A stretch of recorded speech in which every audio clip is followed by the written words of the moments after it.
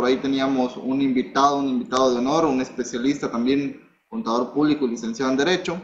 Sin embargo, por cuestiones profesionales, no nos va a poder acompañar el día de hoy, pero seguramente aquí en 14 días lo vamos a tener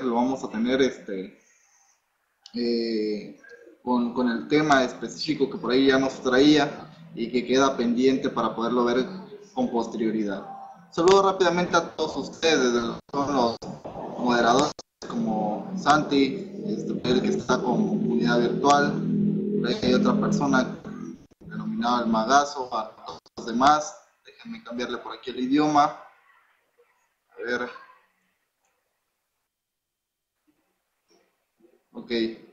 Adriana del DF, Armando, Puerto Peñasco, Armi de Guadalajara, Beatriz Hernández de San Luis Potosí, Betsabe, Claudio, Guillermo, Héctor de Tamaulipas, Hilda, Javier de Quintana Roo, Jorge Arturo, Laura del DF, Luis García de Culiacán, Luis Rivas, Marcos Yuc, Maricruz, Mari del DF, Santiago del DF, Santos y Tania del DF, ¿no? Por ahí, seguramente algunos de ustedes se enterar que estuvimos por aquí en la comunidad dando un curso completo sobre lo que es el cierre de personas morales, y quisimos terminarlo en las 4 horas que teníamos programadas, pero desafortunadamente pues es un curso largo, ¿no? Parte de ello, de lo que solé el día de hoy, pudimos observarlo dentro de este curso y no queda más que volverlo a retomar para efecto de que ustedes puedan también conocer sobre algunos puntos finos que platicamos sobre el ajuste anual por inflación. Para la determinación del ajuste anual por inflación sabemos que hay de dos, ¿no? O es acumulable o es deducible. ¿Cuándo es acumulable? Será acumulable cuando el saldo promedio anual de las deudas sea mayor que el saldo promedio anual de los créditos. Esa diferencia se multiplica por el factor del ajuste anual y el resultado será el ajuste anual por inflación acumulable. Y en su caso o en su defecto, al no existir ajuste anual por inflación acumulable, existe entonces ajuste anual por inflación deducible. ¿Y cuándo existe Cuando el saldo promedio anual de los créditos sea mayor que el saldo anual de las deudas. Esta diferencia se multiplica por el factor del ajuste anual y el resultado será el ajuste anual por inflación deducible. Muy importante saber y definir qué es el ajuste anual por inflación y sobre todo saber cuándo va a ser acumulable y cuándo va a ser deducible. Indudablemente este es uno de los procedimientos que, si bien es cierto, tenemos la costumbre de no analizarlo con anterioridad al cierre del ejercicio. Es decir, no cuidamos de manera anticipada los efectos de los créditos o los efectos de las deudas, ¿no? Y no planeamos sobre ellos. Desafortunadamente, en la mayoría de los casos, podemos optar por no elaborar una estrategia en base a tener un efecto positivo con el ajuste anual por inflación. Pueden haber estrategias sencillas que únicamente se requiere un procedimiento del control interno sencillo para efectos de poder tener un beneficio en el ajuste anual por inflación deducible. Por ejemplo, supongamos que tenemos cobranza en los últimos días del mes y yo les quisiera preguntar a ustedes, ¿preferirían dejarlas al día 30 y 31 del término del periodo? Por ejemplo, hay cobranza del día 28 al 31, 29, 30 y 31, o 30 y 31 de cada mes. Y lo importante aquí, ¿qué sería preferible, no? Dejarlas pendientes de, o en su defecto, cobrarlas en su momento en el mes en el que ya son exigibles como tal, ¿no? Y simples estrategias como esas, para no entrar a grandes rasgos, nos podría permitir tener un ajuste anual por inflación deducible, un beneficio dentro de su procedimiento para determinar, y en cierta forma ya estamos generando una práctica fiscal para efectos de manipular en cierta forma este ajuste anual por inflación. Así como estas simples, sencillas estrategias, pues por lógica también hay estrategias para efectos de las deudas, ¿no? Que poco a poco, indudablemente, la práctica nos va permitiendo, indudablemente también les permite a ustedes poder lograr concluir o obtener estrategias que les permitan poder manipular este tipo de procedimientos. ¿Qué es lo importante? ¿Cuáles son las recomendaciones iniciales que deberíamos de tener sobre esta partida? Es muy importante que no solamente a través del procedimiento anual o al cierre anual podamos tener un conocimiento práctico sobre este procedimiento, sino que debemos de permitir estrategias o procedimientos ligados a un control interno que nos permita o que nos lleve como resultado al término del ejercicio obtener un ajuste anual por inflación deducible o en su defecto minimizar el ajuste anual por inflación acumulable, ¿no? Indudablemente cada uno de ustedes pues va a optar por más de alguna estrategia que posiblemente ya han de conocer. Entrando ya de nuevo al tema, que es parte de lo importante, pues tendríamos que determinar cómo vamos a obtener la determinación del ajuste, ¿no? Y primeramente tendríamos que ver que para determinar el ajuste tendríamos que determinar el saldo promedio anual de los créditos como determinar el saldo promedio anual de las deudas. Después de haber ya determinado estos dos saldos, que indudablemente se requieren para efecto de la determinación del ajuste, pues aquí vamos a dividir entre el número de meses del ejercicio lo que es el saldo promedio anual de los créditos como el saldo promedio anual de las deudas para determinar lo que es el procedimiento o el factor de ajuste en el cual todo lo que se determine es al último día del periodo de efectos de determinar el ajuste anual por inflación. Recordemos que para el factor de ajuste a un periodo de 12 meses puede terminar desde el INPC del último mes del ejercicio del cálculo entre el INPC del último mes del ejercicio inmediato anterior, es decir, de diciembre del ejercicio actual a diciembre del ejercicio anterior. Nos va a dar igual a un factor de ajuste anual menos unidad, es decir, menos 1, nos va a dar igual a factor de ajuste anual. Ya para entrar de lleno, para poder observar cuáles son los procedimientos, o después de estos procedimientos que hemos platicado en rasgos muy sencillos, pues tendríamos que definir qué es un crédito, ¿no? Indiscutiblemente podríamos observar que el problema lo vamos a tener dentro de lo que es el crédito, ¿no? Porque al fin de cuentas la autoridad sí limita mucho lo que es este concepto. Lo que sucede en contrario con lo que es el concepto de deuda, ¿no? Pero entrando ya en definición a lo que es crédito, por ahí vamos a encontrar en el artículo 45 de la ley de ICR, que crédito nos lo define como el derecho que tiene una persona acreedora a recibir de otra deudora una cantidad en numerario, entre otros, los derechos de crédito que adquieran las empresas de factoraje financiero, las acciones en acciones, las sociedades en inversión, en instrumentos de deuda y las operaciones derivadas señaladas en dicha fracción, ¿no? Por lo tanto, podríamos definir que los préstamos a personas físicas, empresariales y personas morales forman parte de un crédito. Por ejemplo, la cuenta de bancos, la cuenta de clientes, las ventas de acciones por cobrar, los saldos a favor de ICR del ejercicio, los saldos a favor de IVA y las inversiones temporales. Una pregunta que comúnmente me han hecho por lo general es, ¿el IVA acreditable es un crédito? Y se lo dejo yo a la mesa y espero su participación y sus respuestas para que vayamos haciendo ameno el tema, ¿no? ¿Qué opinan ustedes? ¿El IVA acreditable creen ustedes que sea un crédito? ¿Lo debemos de considerar como un crédito? ¿Qué opinan? Por ahí los sí que tenemos aquí en la sala, en el aula. Jorge Arturo nos comenta que no. ¿Quién más? ¿Quién más dice sí? ¿Quién más dice no?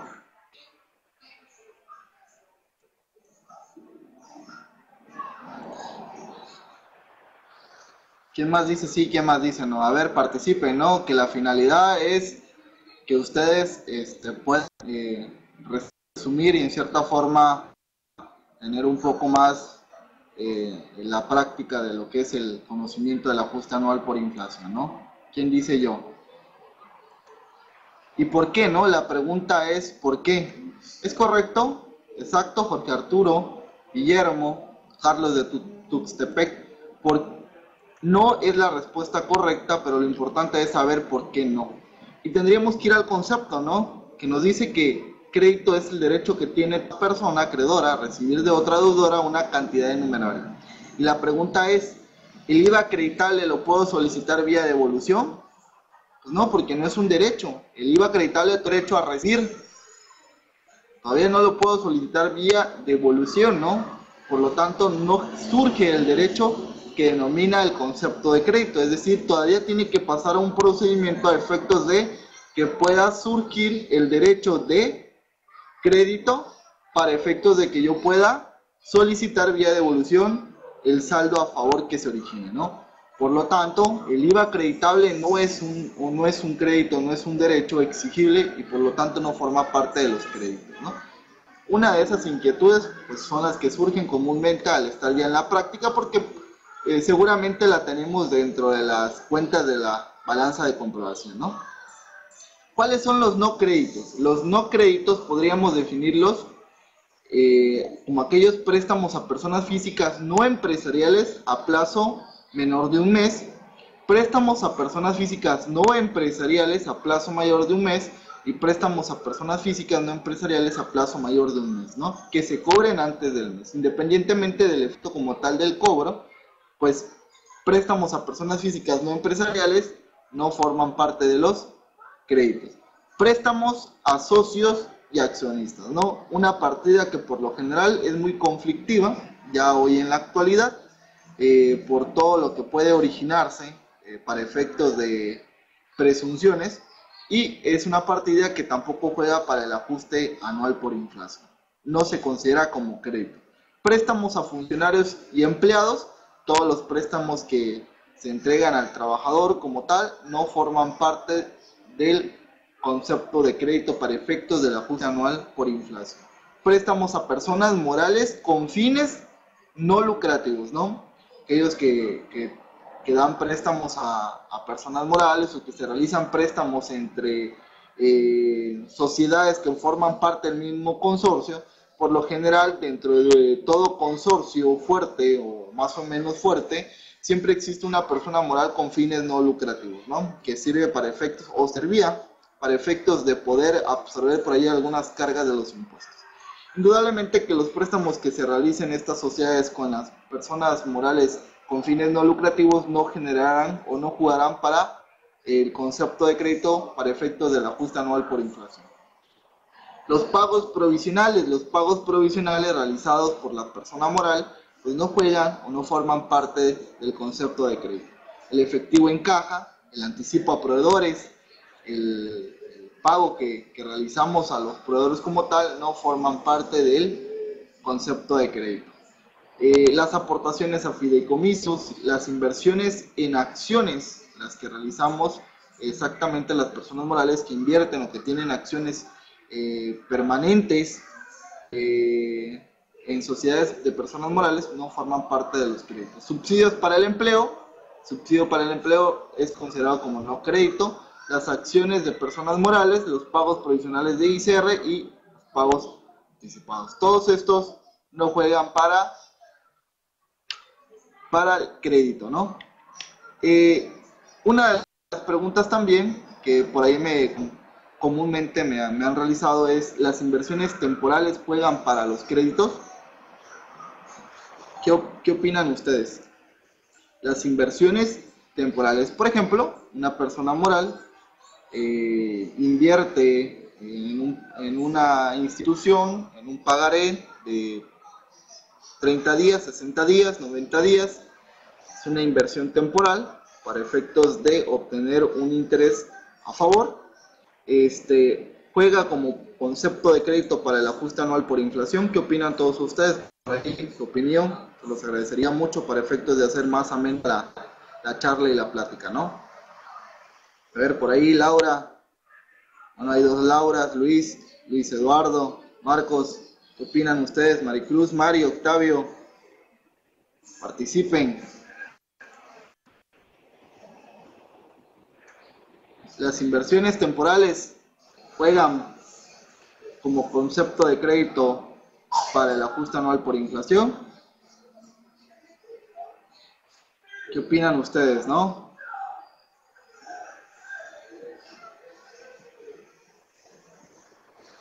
A ver, por ahí, ¿quién dice yo? ¿Nadie? Seguimos. Bueno. ¿Qué es deuda? Se considera deuda la obligación en numerario pendiente de cumplimiento. Por ejemplo, ¿qué tipo de deudas podríamos señalar para efectos de que se considere como el concepto lo define para el ajuste anual por inflación? Pues casi todo, ¿no? Definitivamente podríamos decir todo, ¿no? Porque no lo limita la autoridad. Por ejemplo, el arrendamiento financiero, las aportaciones para futuros aumentos de capital, las cuotas obreros patronales, el IVA por pagar, la PTU, que es una de las partidas que también tenemos como pasivo, otras contribuciones causadas, salarios devengados y no pagados, proveedores, acreedores diversos, reservas para gratificaciones anuales. Por ejemplo, tenemos por ahí bueno, más que nada el fondo de ahorro. Parte de todos ellos pues son deudas como tal, ¿no? Una de las partidas que acabamos de tocar, que es de las que tal vez consideraríamos un poco complejas y no considero o no estoy de acuerdo de que lo consideren como deuda, son las aportaciones para futuros aumentos de capital. Esa cuenta en específico, en mi opinión personal, sí considero de que debería formar parte del capital y no como deuda, ¿no? Algo muy importante que ustedes van a encontrar, se encuentra para efectos de poder hacer un análisis, considero yo, con respecto a lo que es los futuros aumentos de capital, es primeramente si se realiza conforme al procedimiento legal aplicable con respecto o con fundamento a la Ley General de Sociedades Mercantiles y al Código de Comercio, o si no se realiza conforme al procedimiento legal. Si no se realiza conforme al procedimiento legal, sí considero, en mi opinión, que se debe considerar como una deuda. Si se realiza conforme al procedimiento legal, en mi opinión considero que no se debería de considerar como deuda, sino como parte del capital. De tal manera, es así que en disposiciones transitorias del boletín o de la serie C11, Capital Contable de las Normas de Información Financiera, vamos a encontrar una idea clara de lo que podríamos llegar a interpretar, que se los voy a leer de manera precisa, se los voy a leer como se encuentra en este boletín para efecto de que ustedes saquen sus propias conclusiones, ¿no? Las aportaciones para futuros aumentos de capital constituyen en principio un pasivo para las sociedades mercantiles, mientras los aumentos de capital constituyen capital social de las empresas. Por tal motivo, debe de apreciarse que ambas figuras son diferentes y por ello debe darse un tratamiento diverso, no solo en cuanto a su aspecto legal, sino también en cuanto a su matiz contable.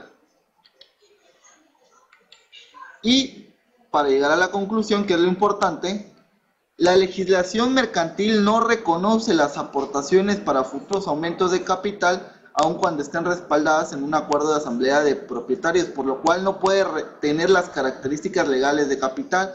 La ley del impuesto sobre la renta lo considera como pasivo o capital según las circunstancias, y para respetar la función y naturaleza jurídica de las aportaciones para futuros aumentos de capital, las NIFs debería señalar que tales aportaciones se registrarán en el capital siempre que, en primera fracción, se celebre una asamblea de propietarios, apruebe que se efectúe tales aportaciones y demás condiciones su devolución a la aprobación de una asamblea de propietarios. Y dos, las aportaciones para futuros aumentos de capital no dan lugar a pago del rendimiento, ¿no? De tal manera que ahí encontramos circunstancias que nos permiten llegar a concluir que los futuros aumentos de capital si siguen un procedimiento legal conforme a lo que establece la Ley General de Sociedades Mercantiles y lo que es el Código de Comercio para efectos de su registro. Pues deberíamos de considerarlo dentro del capital y no dentro o como concepto para efectos del ajuste anual por inflación como concepto de pasivo, ¿no?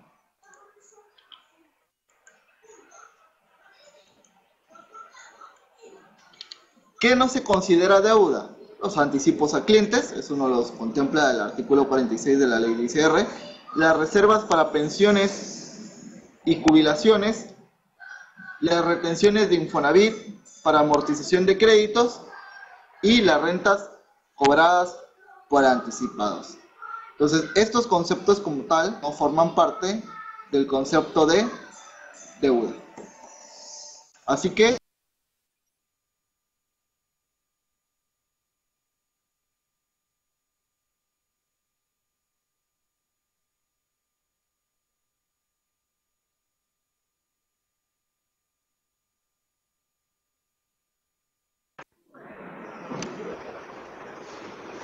ok, por ahí creo que se fue la imagen.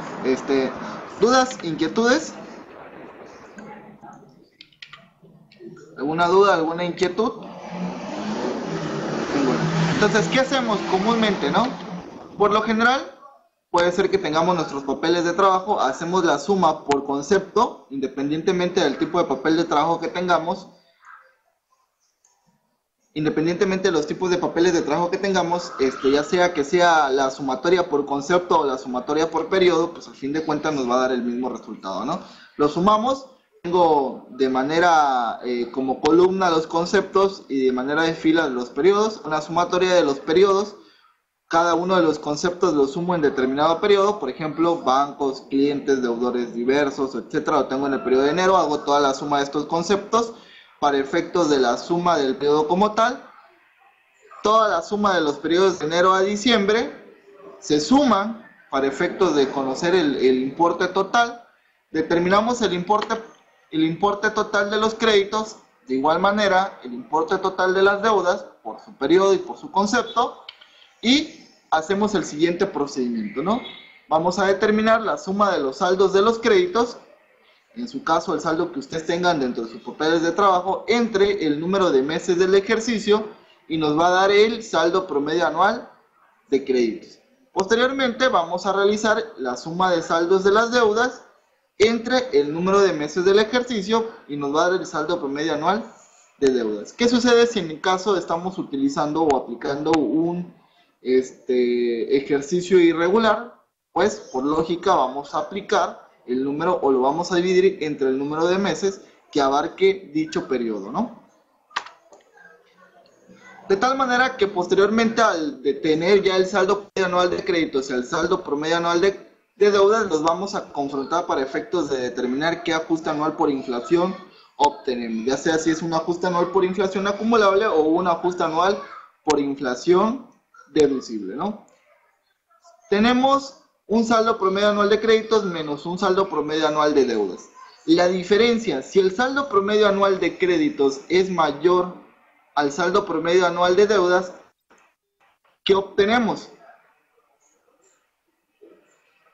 Y si el saldo promedio anual de deudas es mayor al saldo promedio anual de crédito, ¿qué obtenemos? ¿No? Por naturaleza, si el saldo promedio anual de créditos es mayor al saldo promedio anual de deudas, obtenemos un ajuste anual por inflación deducible. Y si el saldo promedio anual de deudas es mayor al saldo promedio anual de crédito, obtenemos un ajuste anual por inflación acumulable, ¿no? Este resultado que obtengamos o esta diferencia que obtengamos lo vamos a multiplicar por el factor de ajuste anual, que significaría que es determinar el factor de ajuste de la siguiente forma. El INPC del último mes del ejercicio del cálculo, estamos hablando para el ejercicio 2014, diciembre del 2014, entre el INPC del último mes del ejercicio inmediato anterior, diciembre del 2013, igual a factor de ajuste anual menos la unidad, nos va a dar el factor de ajuste anual para efectos de multiplicarlo por la diferencia obtenida. A la diferencia obtenida se lo multiplicamos por el factor de ajuste y nos va a dar ya nuestro saldo para efectos de ser un ajuste anual por inflación acumulable o ser un ajuste anual por inflación deducible, ¿no? Guillermo, una parte muy importante de lo que tú comentas, para efectos del reconocimiento de moneda extranjera, debemos de reexpresarlos a moneda nacional, ¿no? Y el tipo de cambio que utilizamos para efectos de el cambio o el traspaso a moneda mexicana o moneda nacional es el primer día del mes siguiente del último mes del periodo. Es decir, si utilizamos el mes de enero, el primer día del mes siguiente sería el primer día febrero, para efectos del día 31 de enero del 2014. Para efectos de darle, recuerden que el tipo de cambio del día anterior sale el día siguiente, ¿no? ¿Dudas, inquietudes hasta este momento? ¿Alguna pregunta, alguna inquietud? Venimos, o vamos a ver posteriormente a esto, un procedimiento que por ahí creo que indudablemente mucho dejamos de observar, que se encuentra en el reglamento de la ley de ICR, ¿no? Pero por el momento, ¿alguna duda, alguna inquietud? ¿Algún comentario? Perfecto. ¿Han escuchado ustedes la cancelación de créditos y deudas? Y la pregunta es, ¿lo aplicamos? Artículo 72 del reglamento de la ley de ICR.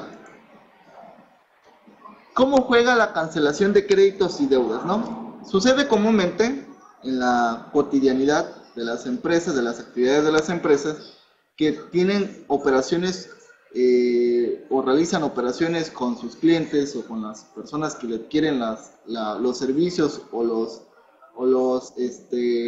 bienes, pero indudablemente con posterioridad hacemos devoluciones, descuentos, bonificaciones, cancelación de las facturas, etcétera, etcétera, etcétera, ¿no? Y por lo tanto, lógicamente que ya estamos obteniendo un beneficio, porque independientemente de la factura total o la deuda inicial como tal, está jugando en dicho periodo para efectos del ajuste anual. Pero posteriormente, en el siguiente mes, podemos cancelar la factura, poder obtener una devolución, un descuento, y estamos disminuyendo la deuda, ¿no?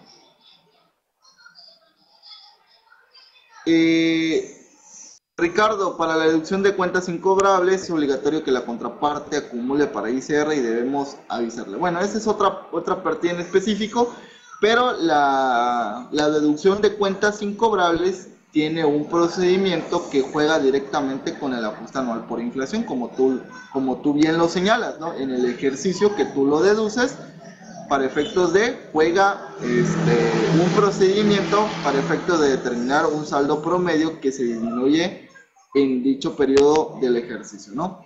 Pero para efectos de no entrar a la deducción de cuentas incobrables de manera muy específica, que es una partida específica solamente la cancelación de los créditos, y esto es a través de un beneficio, como podríamos o como ya lo hemos platicado con anterioridad. Pero hay otro tipo de procedimiento para efectos que se encuentra en el reglamento de la ley de ICR, ¿no? Que es la cancelación de créditos y deudas. ¿Qué se entiende primeramente para efectos de cancelación de créditos o deudas? Se refiere a la devolución total, parcial, de bienes o servicios. El descuento o la bonificación que se otorgue sobre el precio o el valor de los bienes o servicios, o así como la nulidad, rescisión o resolución de los contratos de los que derive el crédito o la deuda. Por ejemplo, ¿qué sucede en el caso de que yo cancelo en su totalidad o anulo en su totalidad una factura como tal ya emitida con fecha anterior? En el mes de enero emito una factura a un cliente en específico, más sin embargo se cancela la operación 2-3 meses posteriores, ¿no? Ya no se logra ni entregar el bien, ni en su momento se logra cobrar y se cancela la factura por alguna razón o circunstancia, ¿no? O en su defecto, ¿no? Tenemos por ahí una deuda de uno de los clientes que ya le dimos el servicio y que ya le entregamos los bienes, pero resolución, cuando hablamos de resolución, es decir, resolución judicial, obtenemos por la vía en que nosotros demandamos a la parte deudora, que en este caso al ser comerciantes, pues es por la vía mercantil, obtenemos una resolución en la cual pues es una contribuyente que ya no puede cubrir la deuda respectiva y por lo tanto no podemos obtener o cobrar la contraprestación pactada, ¿no? ¿Y qué tenemos que hacer? Pues cancelarla, ¿no? Como concepto parte de la deducción de cuentas incobrables que muy bien señala nuestro estimado Ricardo, ¿no? Bueno, cuando sucedan estos casos hipotéticos que comúnmente suceden en la práctica, vamos a realizar el siguiente procedimiento conforme a lo que nos señala el artículo 71 del reglamento de la ley de ICR. Y es en base a lo siguiente. Cuando la totalidad de los créditos o deudas que se cancelan deriven de ingresos o deducciones propias de la actividad del contribuyente y no excedan del 5% del total de los ingresos acumulables o deducciones autorizadas, según sea el caso, correspondientes al periodo comprendido desde el mes en que se concertó la operación de que se trate hasta aquel en que se canceló, no será necesario efectuar la cancelación del ajuste anual por inflación a que se refiere este artículo. Es decir, hay dos elementos muy importantes: el 5% del total de los ingresos acumulables o deducciones autorizadas. Si se da alguno de estos dos, ya por ende debemos de entender o comprender que deberíamos de realizar el siguiente procedimiento. Si no se actualiza alguno de estos dos, pues estamos todavía en aras de considerarlo como el procedimiento común que nosotros venimos aplicando sin aplicar lo que señala el reglamento de la ley de ICR. Supongamos ejercicio práctico, tenemos ventas 5 millones y 6 millones y el porcentaje del 5% me da 300,000 pesos. Entre el promedio de los créditos o en su caso de las deudas canceladas me da un importe superior a 300,000 pesos, ya por ende yo tendría que aplicar el siguiente procedimiento. Para efecto de que lo podamos comprender, voy a compartirles el escritorio para que ustedes puedan ver el procedimiento. Permítanme un minuto nada más.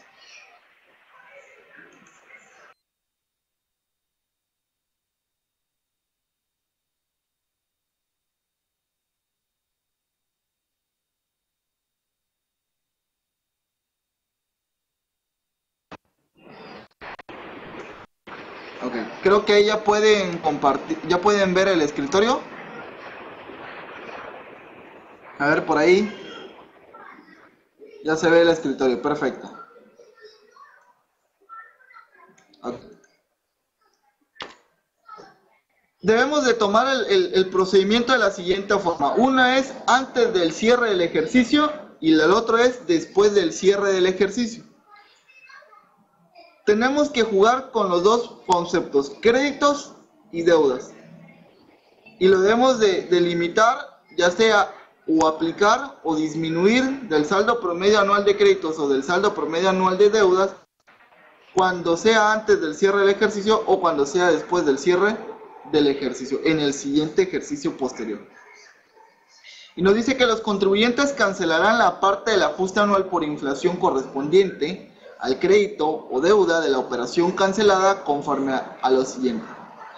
Si la cancelación de la operación que dio lugar a un crédito o a una deuda ocurre antes del cuarto mes del ejercicio siguiente a aquel en que se concertó la operación de que se trate, ¿por qué antes del cuarto mes? Porque es hasta marzo, donde comúnmente nosotros los contribuyentes o las personas morales presentan su declaración anual. Por lo tanto, todavía aplica hacer el procedimiento como tal y darle sus efectos en dicho ejercicio. Dado que aquellos que ya hayan presentado su declaración anual, pues es obvio que estarían aplicando en su caso para el ejercicio posterior. Los contribuyentes restarán del saldo promedio anual de los créditos o de las deudas el ejercicio en el que se acumuló el ingreso o se concertó la deuda que se cancela, según corresponda, el saldo promedio del crédito de la deuda del periodo en el que se consideró como crédito o como deuda.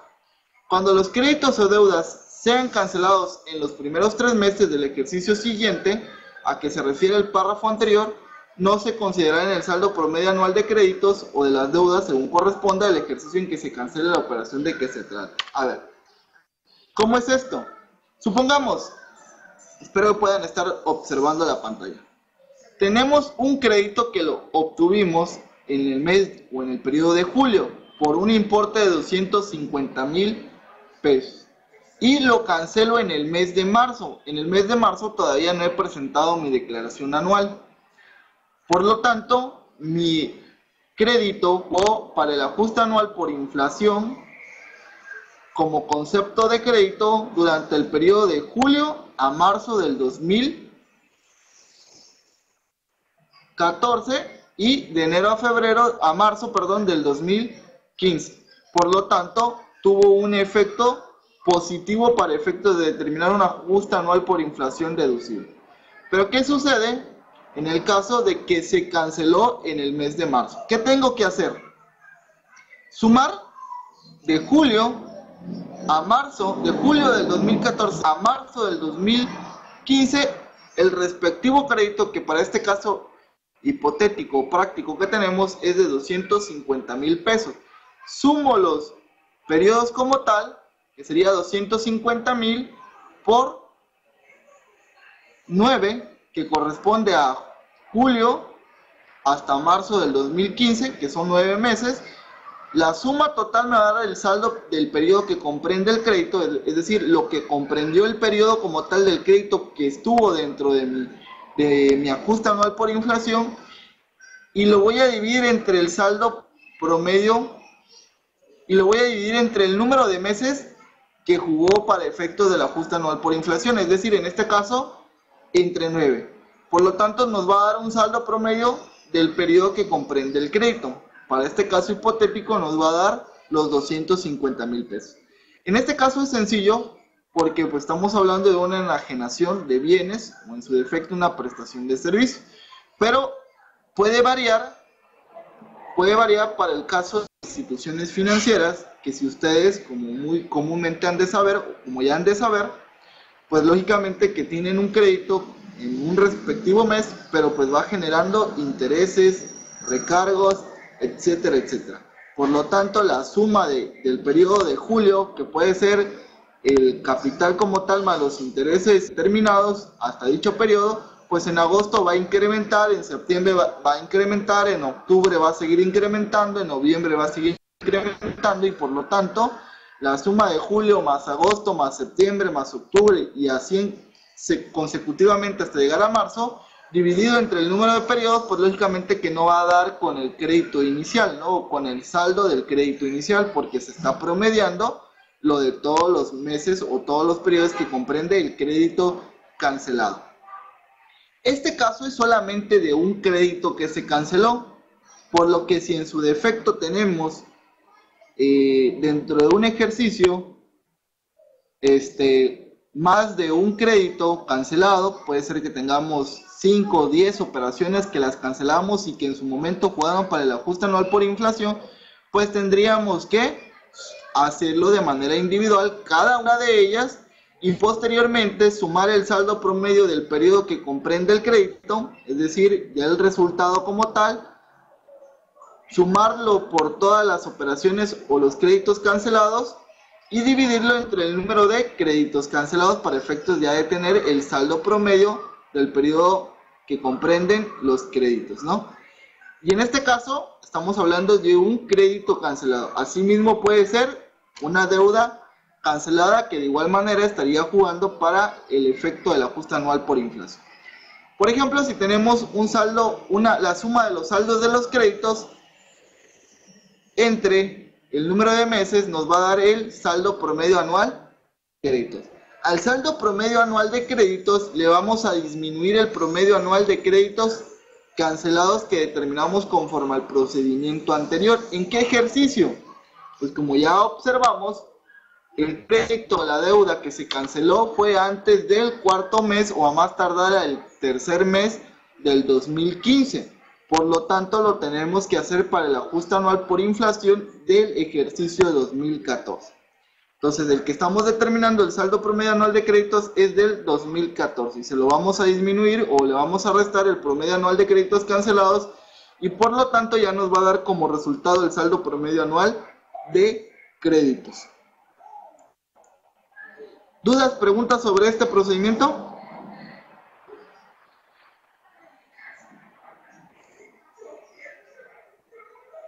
¿Dudas? ¿Preguntas? ¿Alguna duda sobre este procedimiento? Comúnmente a veces lo dejamos de optar, es uno de los procedimientos que por ahí a veces no lo tocamos. Indudablemente, pues únicamente tendríamos que observar si supera el 5% de los ingresos o en su defecto de las deducciones autorizadas para ya de entrada considerarlo el procedimiento o en su caso que no lo supere, pues no vamos a determinarlo, ¿no? En su momento vamos a optar por los beneficios que nos deja tener esas partidas como créditos durante esos respectivos periodos. ¿Qué sucede en el caso de que tengamos cancelación de créditos o deudas después del cierre del ejercicio? ¿Qué significa después del cierre del ejercicio? Es decir, cuando cancelamos el crédito después del cuarto mes o en su defecto a partir del cuarto mes, ¿no? Es decir, a partir de abril. ¿Qué significa esto? Que ya presentamos la declaración anual del ejercicio, por lo tanto, el efecto como tal lo tendríamos que restar al saldo promedio anual de créditos o al saldo promedio anual de deudas del ejercicio posterior. Estamos hablando del ejercicio 2015. Por ejemplo, restarán al promedio de los saldos que el crédito se cancela o haya terminado o haya tenido al final de cada uno de los meses que abarque el periodo comprendido desde la fecha en que se acumuló el ingreso del cual proviene el crédito que se cancela hasta el mes en que se cancela la operación respectiva del saldo promedio anual de créditos del ejercicio en el cual se cancele la operación. Es decir, ya estamos hablando en el ejercicio en que se está cancelando la operación. Ejemplo, para que podamos tenerlo un poco más claro, ¿no? Tengo un crédito en octubre por 325,000 pesos. Por lo tanto, lo cancelé para este ejercicio práctico en el mes de abril, es decir, un mes posterior a la presentación de la declaración anual. Por lo tanto, este ya no juega para el ejercicio en el que se realizó el crédito, sino se aplica para el ejercicio en que se está cancelando el crédito. ¿Qué es lo que vamos a hacer aquí? Vamos a determinar el del periodo que comprende el crédito. ¿Qué periodo comprende el crédito? Estamos hablando de octubre del 2014 a abril del 2015. Vamos a determinar el saldo promedio, que sería la suma de los meses comprendidos de dicho periodo que ya vamos, en su caso sería octubre, noviembre, diciembre, enero, febrero, marzo y abril. La suma de estos periodos nos va a dar 2.275.000 para el ejercicio que traemos, ¿no? Este importe obtenido lo vamos a dividir entre el número de meses que comprende el crédito al que cancelamos. Es decir, octubre es un mes, noviembre es 2 meses, diciembre es 3 meses, enero es 4 meses, febrero es 5 meses, marzo 6 meses, abril 7 meses. Por lo tanto, nos va a dar el mismo resultado, los 325,000. ¿Por qué? Porque este es un crédito obtenido que no va incrementando su importe en meses posteriores, ¿no? Para el caso, ya hablamos de las financieras, pues tendríamos que ahí determinarlo, la sumatoria de cada uno de los meses que comprende el periodo entre el número de meses para efectos de determinar el saldo promedio del periodo que comprende el crédito. Y por lo tanto, este saldo promedio del periodo que comprende el crédito es el que va a disminuir, o es el promedio anual de créditos cancelados que se va a disminuir al promedio anual de créditos para el ajuste anual por inflación 2015. Como se canceló posteriormente al tercer mes o después desde el tercer mes del 2015, es decir, a partir de abril, ya no lo vamos a aplicar para el ejercicio 2014. Es decir, sus efectos lo vamos a determinar y aplicar dentro del ejercicio 2015. Por lo tanto, vamos a determinar la suma de los saldos de los créditos entre el número de meses del ejercicio, nos va a dar el saldo promedio anual de créditos, menos el promedio anual de créditos cancelados, que es el que acabamos de determinar, nos va a dar el saldo promedio anual de créditos. Sí tiene un efecto como tal, sí tiene un efecto, una partida muy específica, considerable para efectos del ajuste anual por inflación, que puede dar como positivo, como puede dar como negativo, ¿no? En su momento tendríamos de igual manera que sumar todos los créditos cancelados a través del procedimiento que ya señalamos y dividirlo entre el número de créditos cancelados para efecto de determinar el saldo promedio de los créditos cancelados, ¿no? Y disminuirlo del saldo promedio anual de créditos o, en su caso, del saldo promedio anual de deudas. ¿Dudas o preguntas? ¿Inquietudes sobre este procedimiento? ¿Quiénes comúnmente ya lo aplican? ¿Quiénes no lo aplican? ¿O quiénes lo desconocían hasta el momento, ¿no? Porque en su caso podría haber casos que no lo estamos haciendo, ¿no? A ver, regreso a la sala, checo sus preguntas.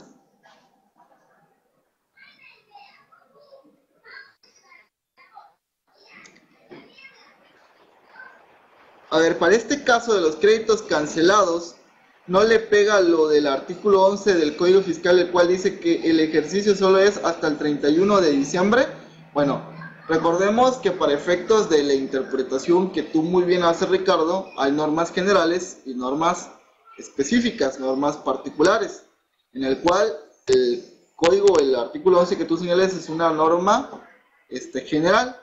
La norma específica se encuentra ya regulada dentro del procedimiento de la determinación del ajuste anual por inflación. Por lo tanto, tú tendrías que aplicar la norma específica, que es la que te señala el ajuste anual por inflación para efecto de la determinación del procedimiento, ¿no? ¿Alguna otra duda? ¿Alguna inquietud? ¿Preguntas?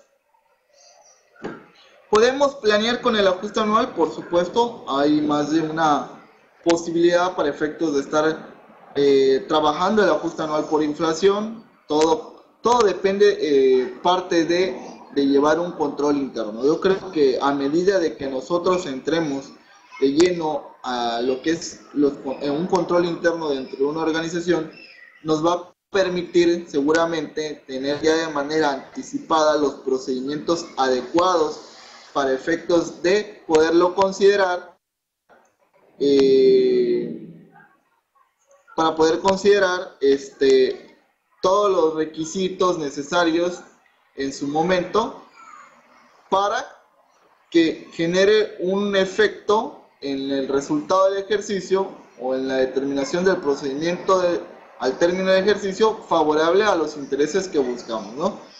Nero Guerrero, creo que no estuviste en la parte que platicamos. El subsidio para el empleo señalábamos claramente que no forma parte del crédito, por lo tanto, en mi opinión, como parte del crédito, ¿no? Ricardo, para el ajuste anual se toma como deuda las retenciones de IVA e ICR. ¿Qué opinan ustedes, no? Algo muy importante que por ahí nos toca también, Ricardo. Exacto, Ricardo. En mi opinión, sí juega parte para efectos del ajuste anual por inflación, porque ya es una obligación. Recordemos, si no mal recuerdan, lo que señalábamos que era como deuda, ¿no? Y como deuda es cualquier obligación en numerario pendiente de cumplimiento. Eso es lo que nos define como deuda, el concepto para efectos de considerar el ajuste anual por inflación. Ahora, como tal, el pago de las retenciones de IVA, de ICR, ya es una deuda o una obligación por cumplir o pendiente de cumplimiento con nuestro acreedor, que en este caso sería el SAT.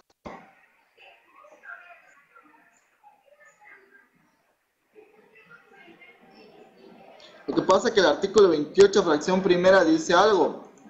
Si me comentas qué dice, mi estimado Ricardo, pues lo tocamos, ¿no?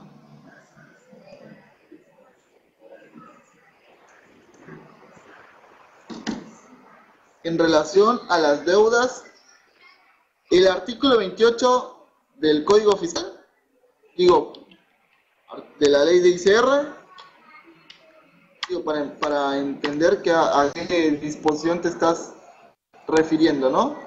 Y si la puedes transcribir, pues mucho que mejor para que la podamos hacer un estudio, ¿no? El artículo 28 de la ley de ICR dice nuestro estimado Ricardo. ¿Qué dice el artículo 28, Ricardo? Digo, tú lo tienes a la mano, ¿no? Si nos los puedes transcribir para efecto de que lo podamos observar.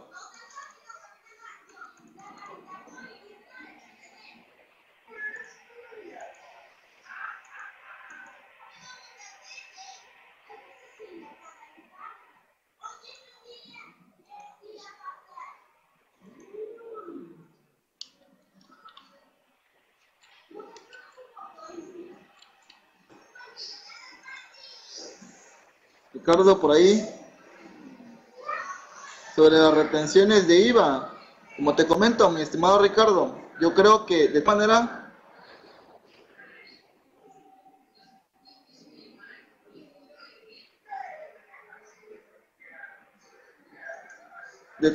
Bueno, a ver, Nero, por ahí hace otra pregunta. No veo la relación como tal a lo que señala Ricardo, pero a ver. Fracción primera, en relación a las deudas que no se acumulan para efectos de... El 28 de la ley ICR, si no me recuerdo, son las sobre los no deducibles, ¿no?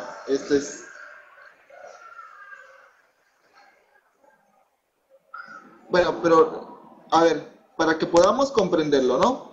Mi estimado Ricardo, a ver, para ver si te puede quedar claro. Digo, y no sé si están de acuerdo conmigo los demás, ¿no? A excepción si en su defecto hubiera una persona que no estuviera de acuerdo conmigo, ¿no? La retención de ICR y el IVA, como tal, ya es una obligación pendiente de erogar para efectos del mes posterior, es decir, tú lo considerarías como una deuda, considerarías como una obligación pendiente de cumplimiento, es decir, yo hago la retención en el mes de enero y la tengo que pagar en el mes de febrero, tú lo considerarías o tú consideras que es una deuda porque ya forma parte de hecho de como tal del pasivo, y que por lo tanto tú ya estás obligado a enterar al fisco federal.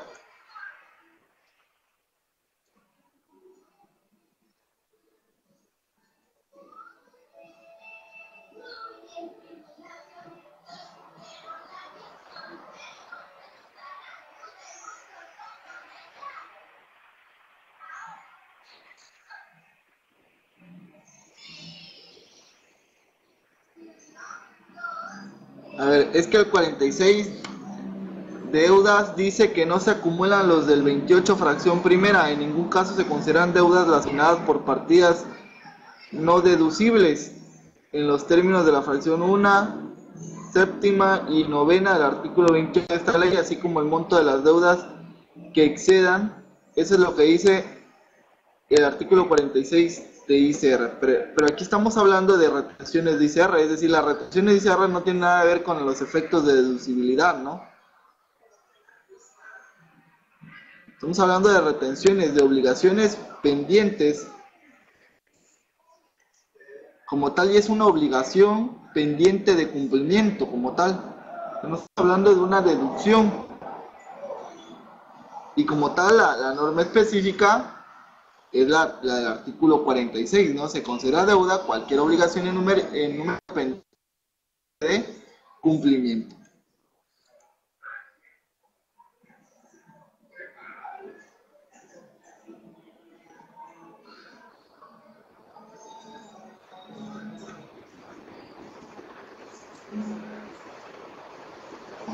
¿Ok?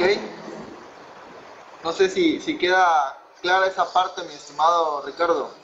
Y en mi opinión, sí forma parte del concepto de deuda para efecto del ajuste anual por inflación, ¿no? ¿Dudas, preguntas, inquietudes?